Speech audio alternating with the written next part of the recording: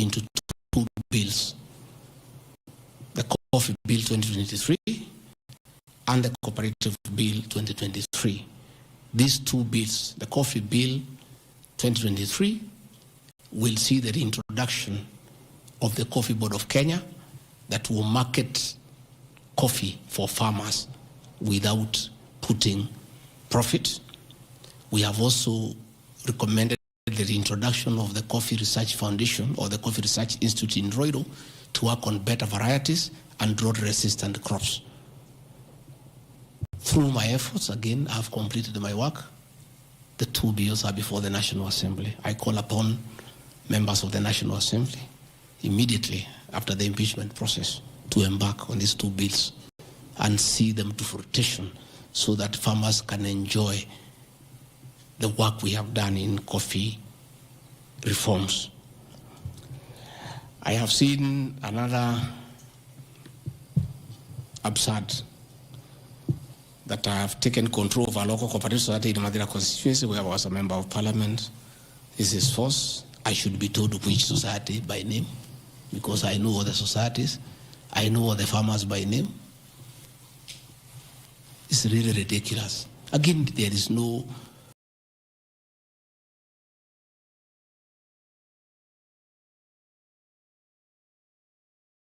evidence. There is nothing. It's just trying to spoil my name before the people of Madeira who elected me as their member of parliament.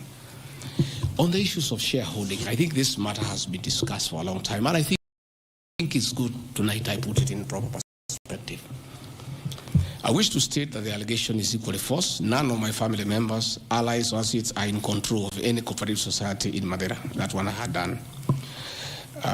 In shareholding by virtue of the provisions of the third schedule of the Political Parties Act, the constituent parties of Kenya Kwanza Coalition entered into various agreements which were deposited with the Speaker of the National Assembly and the Speaker of the Senate for purposes of Article 108 of the Constitution of Kenya. 16.2, the following were members, parties of Kenya Kwanza: UDA, ANC, Ford Kenya, PAR, Farmers Party, Chama cha Kazi, Communist Party, Economic Freedom Party, the Service Party, Tujibebe wa Kenya Party, Umoja na Maendeleo Party of Kenya, and the Democratic Party of Kenya. In accordance with provisions of Clause 3E of Schedule 5 of the Political Parties Act, each of the agreements contained in a power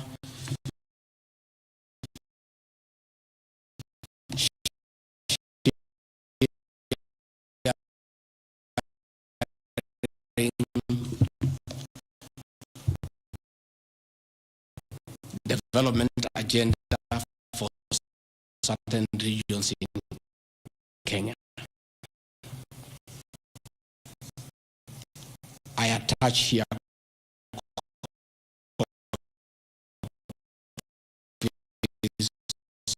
of the said agreement. I'll give you the Kenya Kwanza agreement so that you know when I talk about shareholding, I'm not talking about Kenyans, I'm talking about this agreement that was signed by President William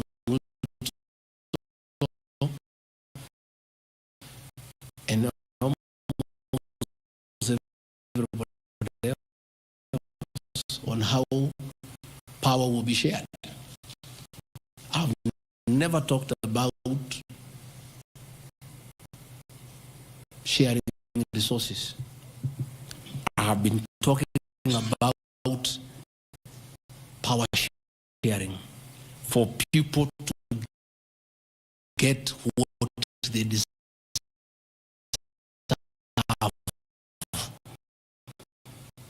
in sharing power in accordance with this agreement. Like, for example, in an agreement between UDA, ANC, and Ford Kenya, the UDA would nominate the president and the deputy presidential candidates, which has happened. I got my share, although I have no share certificate. The president would guarantee the stature, dignity, financial and operational autonomy of those of the deputy president. It's in the agreement. The office of the deputy president will be allowed specific duties identified at Article 21 of the agreement. ANC will be allocated a position of prime cabinet secretary to be established within 14 days. It was given to Musalia. The office of the deputy president, Ford Kenya, will be allocated the position of the Speaker of the National Assembly, which was given to Moses Wetangula.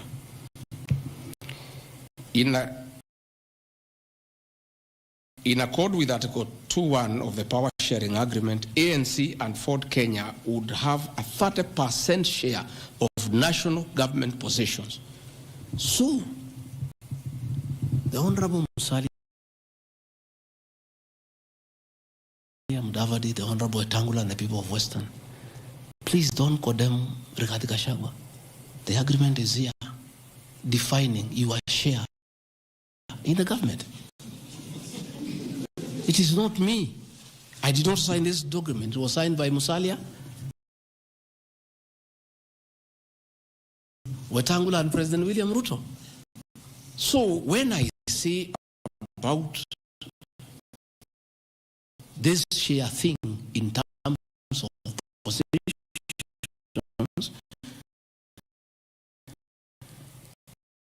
I've never talked about resources, about development. Although it is also here, is that regions bargained with the president for shares. Musalia Mudavadi and Moses Wetangula bargained for 30% of shares within the Kenya Kwanza government, although they were also supposed to give us 70% of the vote, which they did not. Nevertheless, since they gave a certain vote, they are still entitled to some share one way or another. So it is not Rigathi Gachagua who said that a government is like a company. It is the agreement of the Kenya Kwanza, which I will be tabling in the National Assembly. It is not me. It went ahead to say it. He said, ANC and Ford Kenya would have 30% share of national government positions. That is cabinet secretaries, principal secretaries, high commissioners, ambassadors, diplomatic and consular representatives, chairpersons of state corporations, directors of state corporations, chairpersons and commissions of constitutional commissions, provided the 30% share is to be shared equally between the ANC and Ford Kenya. Sasa mimi nikiambia watu wafuate share yao, makosa yangu ni gani? Iko hapa. I did not sign. They went ahead, Musalia Mudavadi and Wetangula, and they must follow these things. Because I will not follow for them, because I was not party to the Western agreement. The agreements were with regions. So when people say I'm dividing regions, I'm simply following the Kenya Kwanza agreement of the way it was debated. They went ahead and said, Article 22 of sharing agreement set out a list of priority projects which Kenya Kwanza would endeavor to fulfill in the ANC and Ford Kenya strongholds of Western Kenya between 2022 to 2027 on a priority basis. Musalia Mudavadi and Wetangula signed a package for Western Kenya. I've never had anybody call them tribalists, but they signed an agreement demanding for Western Kenya. They demanded, and it was agreed it will be done, completion of all incomplete or stored bitumen roads, construction of an extra 1,000 kilometers of bitumen in Western Kenya, revival and modernization of sugar factories in Western Kenya, establishment of new industries identified in Article 22 of the agreement.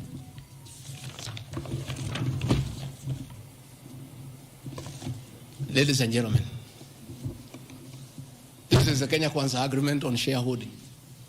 What crime has Rigathi Gachagua committed to be impeached by saying what President William Ruto appended his signature to, with Musalia Mudavadi and Wetangula, who will preside over my impeachment? What crime has this man committed? The crime of this man is just being truthful, because people do not want these things to be known. That is the problem. People have a problem that I'm a truthful man. The people of Western Kenya has now known today what their leaders signed with President William Ruto. It is upon them to demand their share as per this agreement. I did not sign this agreement. I will read the people who signed. But because I was present and I'm a truthful man, I fight for the people of Western Kenya.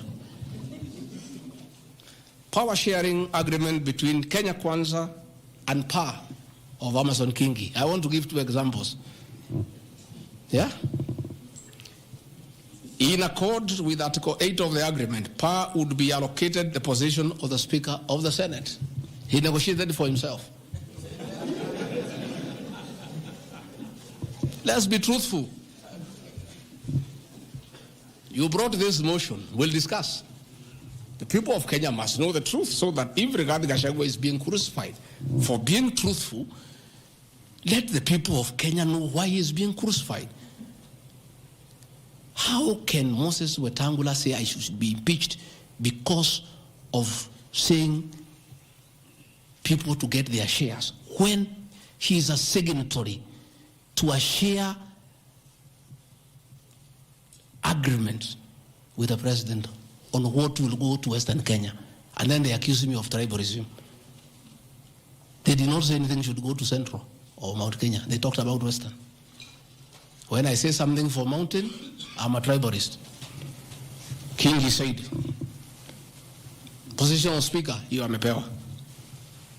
Article 9A of the Power Sharing Agreement, PAR would nominate the candidate for appointment of 1 principal secretary when Kenya Kwanza came to power. Amepewa. For Article 9B, the Power Sharing Agreement, Kenya Kwanza and PAR would agree on what share of national government positions, cabinet secretaries, principal secretaries, high commissioners, ambassadors, diplomatic and consular representatives, chairpersons, state corporations, etc., etc. Power sharing agreement, that is a word, so that nobody should ever again in this country ever accuse me of talking of shares. It is not me. It is my boss, President William Ruto, who appended his signature with other leaders that Kenya is like a company of shares. It is not me.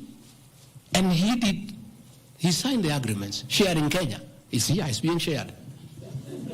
True or false? True or false? They have shared the Speaker, they have shared the Senate, they have shared Deputy President, they have shared the President.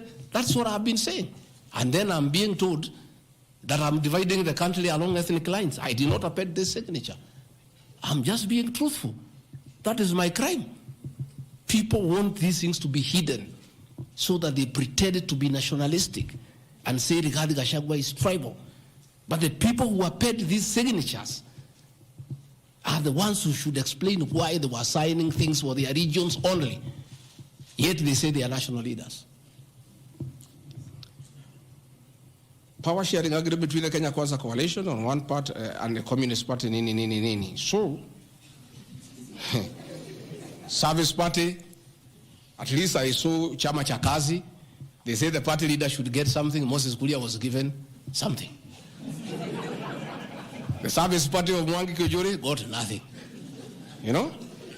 So, unajua sasa, ile shida iko Kenya hii ni ukora.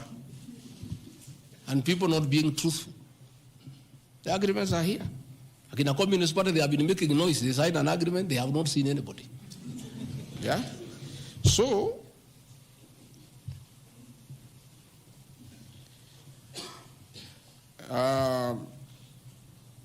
My speeches on the shareholder issue are informed by their aforesaid power-sharing covenants, which are founded on law and lessons learned from the well-known disputed 202 NAC power-sharing agreement. Further power-sharing agreements are a feature of government formation in all democracies in the world that provide the formation of coalitions. My pronouncements on the issue, properly understood, are not only anchored in law, but entirely harmless and incapable of being construed as a basis for ethnic animosity, a danger to national cohesion, or a threat to national unity. On the contrary, coalition building has been one of the most important innovations since the disputed 2007 elections in ensuring stability, equitable sharing of political power, national cohesion, and fostering of national unity. Indeed, Kenya Kwanza's main opponent in the 2022 general election, Azimio la Umoja, One Kenya Coalition Party, was a political party consisting of 25 or so political parties who also executed a power-sharing agreement as required by Schedule 3 of political parties. However, notwithstanding of the said power-sharing agreements, upon election as the Deputy President of Kenya, I went out of my way, as required by the Constitution of Kenya, to serve all Kenyans regardless of their political preferences during the election or ethnic origin. I'll produce videos on all those things. Again, my decision to embrace the broad-based government following the decision of the cabinet after the Gen Z protest is that I support coalition building. And even when the Honorable Right Odinga came, he got some shares. True or false? I mean, surely, why is Rigathi Gachagua being vilified? By just being truthful. You know, it's good to be truthful. I have heard that my saying we observe this agreement is a threat to national unity. I have never been caught by the National Cohesion and Integration Committee to tell me that I have said something that can create ethnic disharmony. On the issues of one man, one vote, one shilling, I am told again that it can create tribal hatred. How? The one man, one vote, one shilling is not a formula for Mount Kenya region. Far from it. The one man, one vote, one shilling talks about equity. The gist of that formula is that all Kenyans should be treated equally. If we are giving bursary to the children of Kenya, let us agree how many children we have. If there are 30 million and we have 100 million, we divide equally and distribute to every constituency to those children. If a hospital takes care of 1,000 patients,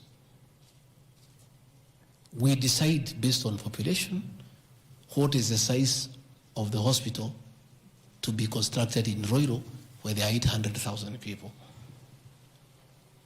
If one borehole serves 500 people,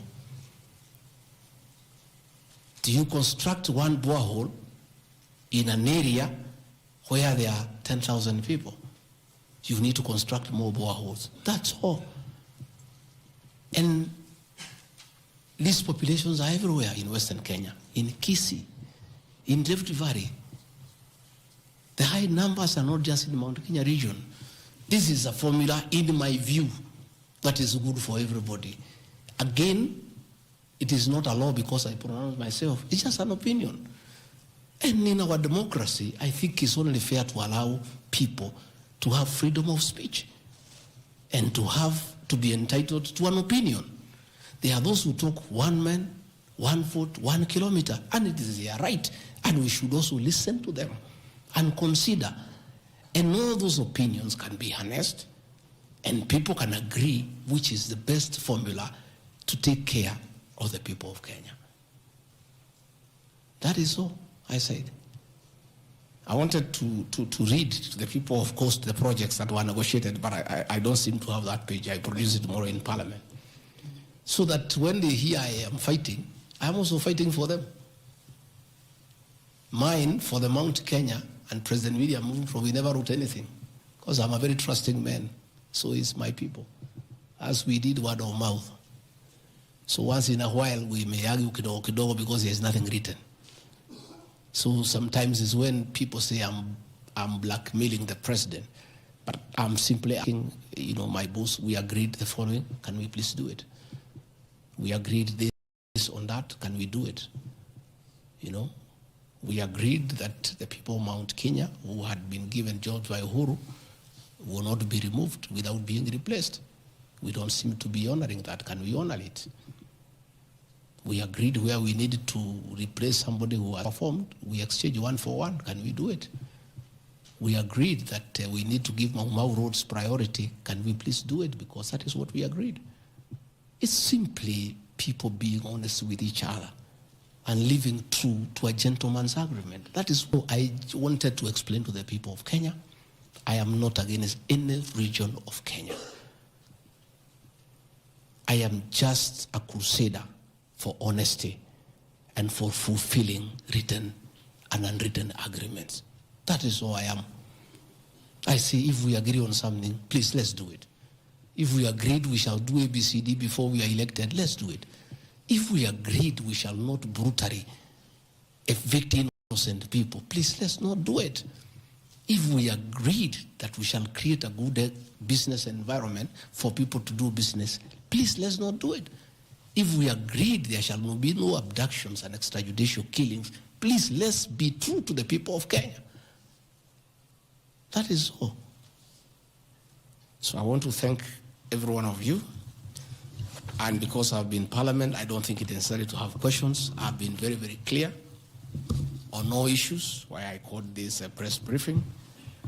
I've said I'll be in Parliament tomorrow. I've asked my team to try to give you all the materials so that you can also go and digest. But I think I've prosecuted my case before my employers, the people of Kenya. And I trust because the members of Parliament are also listening. They'll be fair, they'll be just, and they'll be true to their conscience and do the right thing, and not hang an innocent man without evidence. I wouldn't mind being crucified if there was evidence, but there's nothing, zero.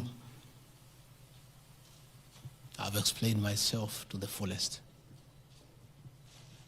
And I think you and the people of Kenya have heard me. Let me thank all of you for giving me this time, and I appreciate the media for your role to inform the people of Kenya, to educate them, to entertain them, and keep them abreast with what is going on. I want to thank you for your coverage of the short public participation on this impeachment motion, because you exposed it for what it was, and your video clips are very useful for us as we argue in courts of law. You guys are wonderful. You are good people. No wonder you are called the fourth estate. I don't know where we would go in this country without you. We would have so much impunity. We would go back to dictatorship without the media. I want to encourage you to continue to be the watchdog on behalf of the people of Kenya, to protect the Constitution with zeal, to uphold the rule of law, and to call out impunity and corruption. And I want to say, after this impeachment, I want the members of Parliament now to focus on the corruption scandals around our country. The Adani scandal, the issues in public health sector, the glaring theft of public resources. That is what Parliament should consider and take time. And that is what the people of Kenya want. And I really want to thank the media for being a very responsible watchdog on behalf of the people of Kenya. Please continue writing. Where Rigathi Gachagua has gone wrong, please write. But always accord me the right of reply. Don't condemn me unheard. And I want to thank you tonight, because you have really written accusations against me. But I am also to blame because I never called you, isn't it? Now that I have called you, I want you to request you. Every accusation, put my answer. Is that not fair? Let the people of Kenya judge. You want to ask questions? Yes. But not outside this. Okay. Your Excellency, thank you. We appreciate you hosting us here.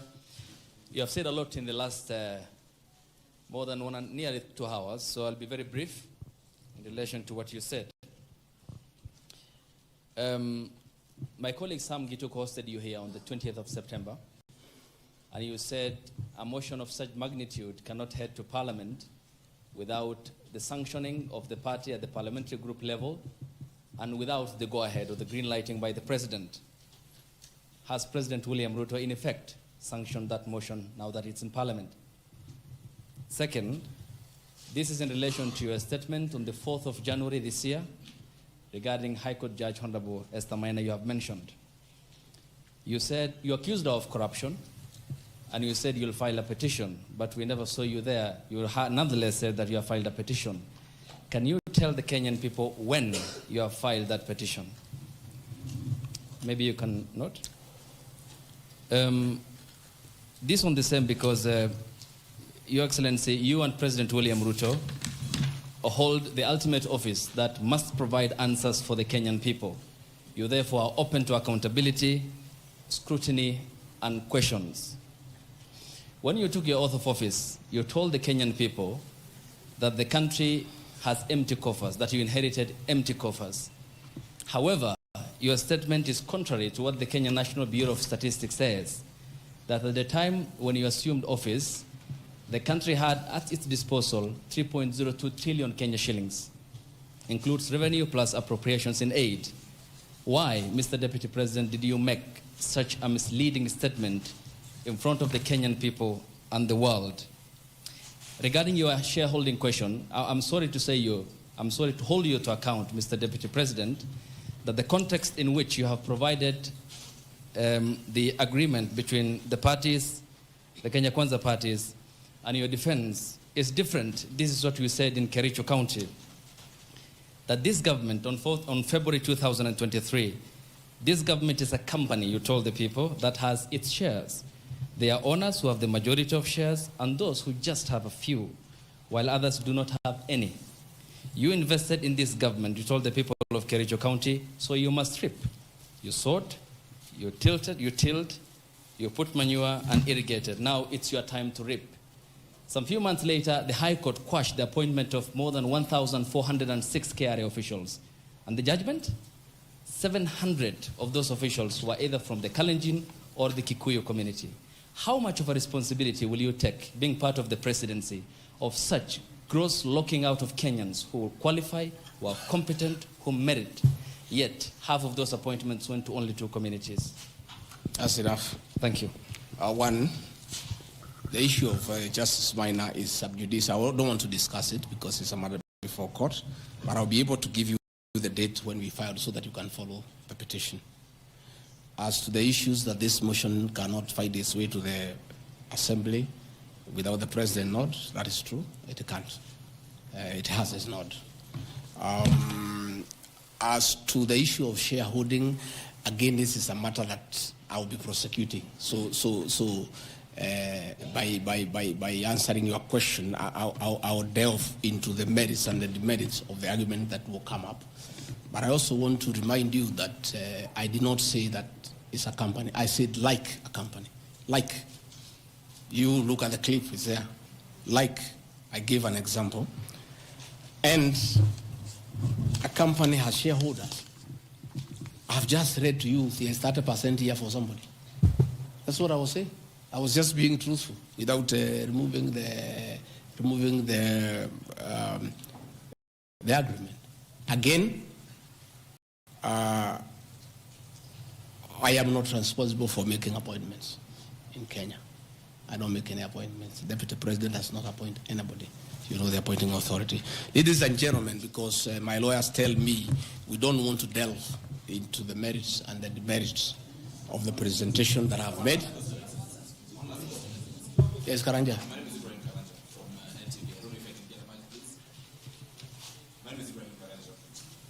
From NTV. Your Excellency, when you apologized to President Uhuru Kenyatta, you said that the words used then were out of political reasons, and that's why you are apologizing. So why should Kenyans believe you today that what you're saying is not for political reasons, for your own immediate benefit? My second question, Your Excellency, what next if this impeachment happens tomorrow?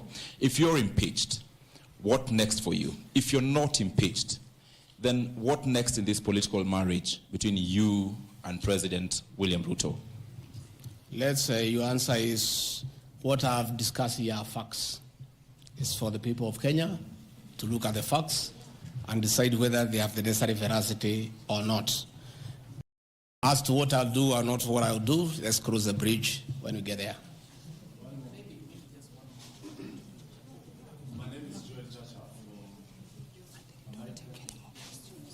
I think, good people, we have had a long night.